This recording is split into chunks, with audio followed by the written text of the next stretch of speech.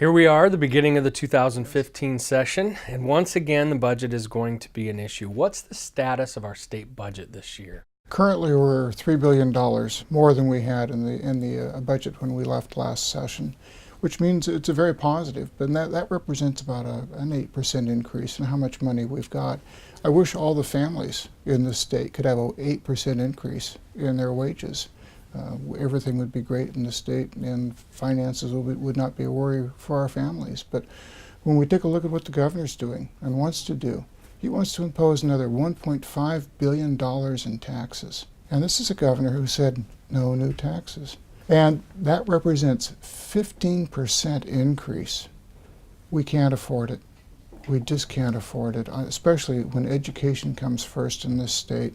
And we've got to fund education first. And so even before we start talking about taxes or even talking about how we're going to spend our money, we need to be talking about education first and looking at that 8% increase in the general budget as projected now, and how we can put our first dollar, our very first dollar of those new monies into education, K through 12, higher education, and those things that'll be long-term rather than short-term solutions.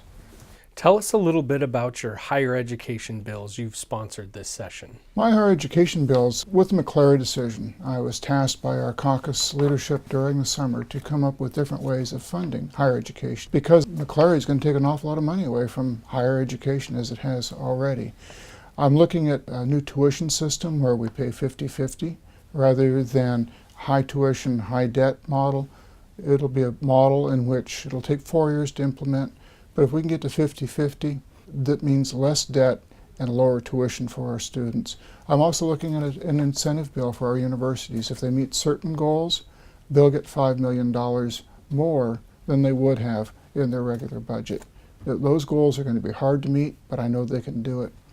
The other one is looking at a model where we run our universities and our community colleges rather than just 3 quarters a year or 2 semesters a year, running them year-round, 3 semesters. That means we would have cohorts of classes going through. The students would be able to get done in 3.5 years rather than 4 or 5 years. It would also contribute to a lower cost of education for people seeking to get into the middle class and keep themselves in the middle class. And then we do have a doctor shortage in Eastern Washington when it comes to new doctors coming out of residencies. Where our shortage is at is that all of residencies are located in the Seattle area. And I've struck an agreement with the Washington State Medical Association, with the University of Washington, that they will freeze their number of new residencies that they would normally have in the Seattle-Tacoma area and put those in Eastern Washington and in areas around the state that are don't have any residency programs. And I'm also running a tax forgiveness bill for those hospitals or clinics that would like to have residents. And that gets very complicated very quickly, but we don't have enough time to go through that. But both bills will address our residency shortage in the Tri-Cities as well as Eastern Washington. We need to keep in mind that this bill is critical because 2/3 of our doctors in Eastern Washington are going to be retiring in the next 5 years. So we need to fill that gap. Now that you're in Olympia, how can folks back home reach you? Well, they can get a hold of me by looking at the phone number at the bottom of the screen here. Call me at 1-800 number, or you can call me at my office number at 360-786-7986, or get a hold of my email and just send me an email.